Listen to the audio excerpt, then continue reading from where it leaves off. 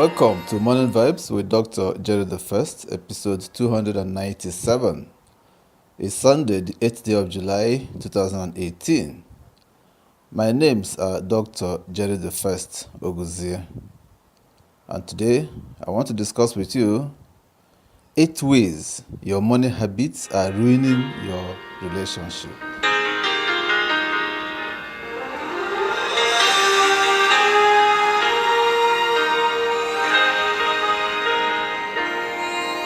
When it comes to love and money, there are easily recognizable habits that can torpedo your relationship chance of success. Incompatibility in finances can be a deal breaker, said April Masini, a relationship expert and founder of relationship advice forum AskApril.com. Spenders and savers have to find middle ground. Earners and unemployed people have to find common ground. In its 2016 Love and Money Survey, TD Bank asked 1,902 respondents currently in relationship questions about money and relationships. This survey helps us better understand how couples discuss and manage money and what impact that has on their overall happiness in their relationship, said Ryan Bailey, head of consumer deposits, payments, and personal lending at TD Bank. The survey revealed that happy couples' money habits are notably different from those who are unhappy, and the bad money habits could lead to hardships down the line and possibly a breakup. Find out these 8 bad habits could be ruining your relationship. 1. Avoiding money discussions. When you don't talk about money with your significant other, you could be putting your relationship's happiness at risk. According to TD Bank's survey findings, happier respondents spoke more often about money than respondents who talked about it less often. For example, 78% of respondents who discuss money at least once a week say they are happy in their relationship, in comparison to only 50% of respondents who talk about money less than every few months say they are happy. Part of the reason talking and sharing your feelings about money with your partner could make you happier is because you will naturally start sharing your personal goals and feelings that are unrelated to finances. It's very easy for couples to unravel and live separate lives when they don't have common goals and activities, said Masini. Money is a handy platform to get to know each other, work with each other, and overcome differences about money and the items and dreams that money supports. 2. Waiting too long to discuss money. A person's money habits give you an idea of what life choices they make, said Masini, which is why it's important to talk about money with someone you're dating earlier on in the relationship rather than later. If someone chooses to work hard to afford a fancy home, that's a choice that's different than someone who works hard to afford a healthy retirement but lives in a modest home to support that goal, she said. Someone who spends freely may be generous or sloppy, and someone who saves eagerly may be resourceful or stingy. If you delay talking about money with a potential significant other, you might regret it later.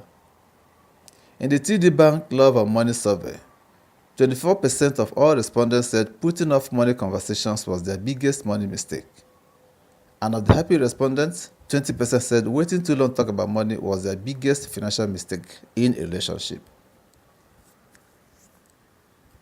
3.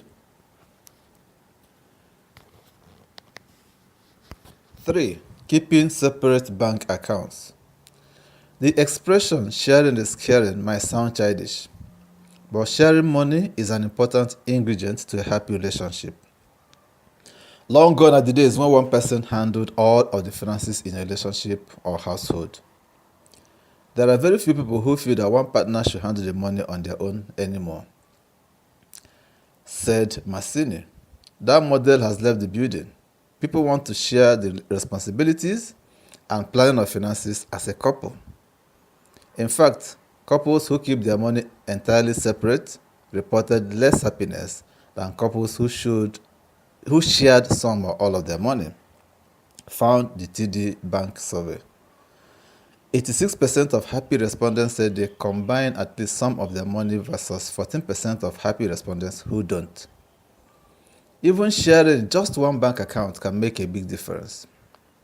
61% of happy respondents share at least one bank account versus only 21% who have only separate accounts. So you might want to consider opening a joint bank account with your significant other. Number 4, using separate credit cards. Instead of only using separate credit cards, consider sharing one with your partner. Similar to bank accounts, sharing credit cards seems to be an important part of happy relationships. Nearly 50% of couples share at least one credit card, found the TD Bank survey. And those who shared credit cards reported higher levels of happiness than couples who did not. The more financial resources couples share, added Bailey, the more they feel like they are working together as a team towards common goals. And by sharing credit cards, you and your partner can keep each other accountable for purchases and help each other reach financial goals. The modern couple creates a dual bucket list and plans on how to meet those wish list goals, said Masini. And because most couples have double incomes, both parties in relationships feel that they want to be involved and know how their money is going towards investment, retirement, home savings, mortgage payoffs, and more. 5. Not budgeting for gifts. Surprise presents can put a smile on your partner's face. Gift giving is usually positive in relationships, especially in the early phases of a relationship where gift giving is perceived as caring for a person, said Masini.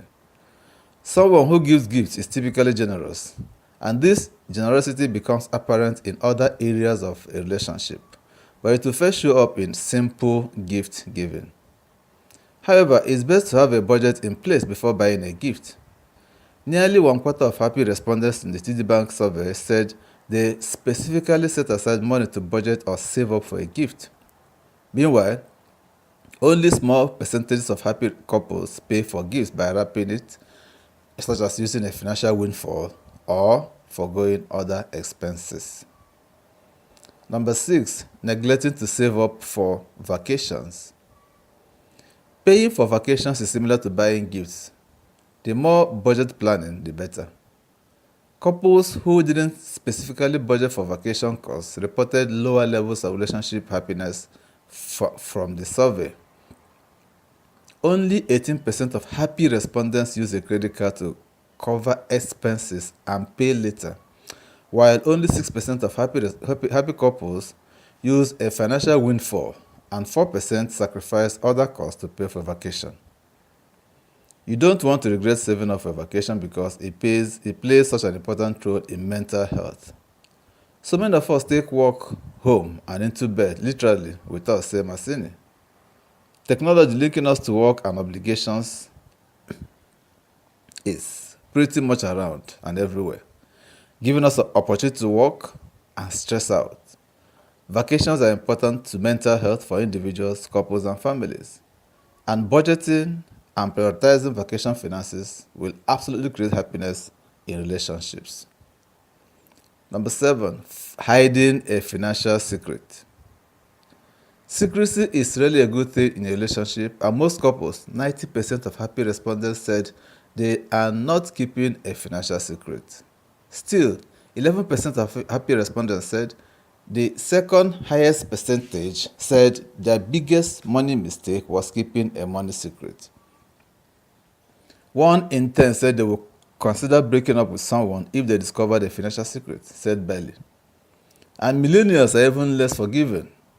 1 in 5 say they would end a relationship if they found out their significant other was hiding a financial secret. Secret purchases can be no big deal or a very big deal, depending on a couple's income and the frequency of these secret purchases, added Masini. Buying of shoes may not be a big deal, but the purchase of a car would certainly be a big deal.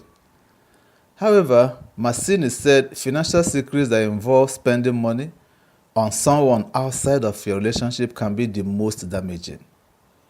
Typically, this is money lent to an ex or given to children from a previous marriage, secretly, because the giver knows for a fact that their partner will hit the roof and say no if he or she finds out, which they typically do, she said. Another harmful secret is planning or creating a hidden stash of money intended for escaping from a relationship. Secret bank accounts or real estate not revealed are secrets that really affect trust in a relationship and the true level of intimacy in that relationship, said Masini. The damage is never about the money, it's about the trust, and it's about the secret. The money is a tool, the secret is a damaging dynamic. Number 8, racking up significant credit card debt. Carrying a lot of credit card debt likely won't score you any points with a potential partner. Just under half of all survey respondents said they will be less likely to date someone with significant credit card debt. Equally important, 40% of happy respondents said they would also feel less likely to date a credit card indebted person. Interestingly, the TD Bank survey found that having student loan debt isn't as big of a deal breaker as having credit card debt. Credit card debt is different from student loan debt because credit card debt is the accumulation of day-to-day decisions over the course of years, said Bali. Student loan debt is the accumulation of one or two decisions to finance education with loans. For example, amassing credit card debt, paying for daily letters is not the same as making an investment in your future with a student loan. This is why credit card debt reflects a person's financial behaviors concerning spending and debt accumulation better than student loan liability. These are the habits that could actually cost you your relationship. So if you are affected in any of them, or all of them, or some of them, endeavor to adjust today so that you can have a smooth sailing relationship with your significant other. Until I come your way again, this is Morning Vibes with Dr. Jerry the First.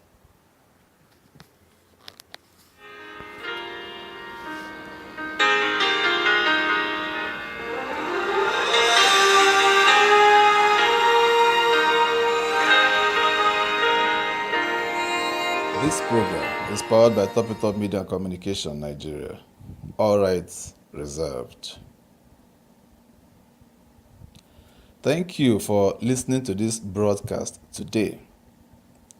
It would please us to no end if you continue to visit our podcast. And so to be able to do that, kindly click on the red subscribe button towards your right to subscribe to our channel. In the same vein, also click on the bell beside the subscribe button so that you can always receive the notification for any new podcast we upload. Also give us a thumb up to like this podcast. These help us to grow. And do help us share the podcast to your friends in the different social media sites you belong to. Click on the share tab just below the podcast and share directly from there. The full text of this podcast is on our blog, and would you want to read it, kindly visit the blog. We have a Facebook page where we also post our podcast on a daily basis. If you're on Facebook, kindly like our Facebook page. The links to our blog and our Facebook page are in the description box right below. Thank you for your attention. Do have a very nice day.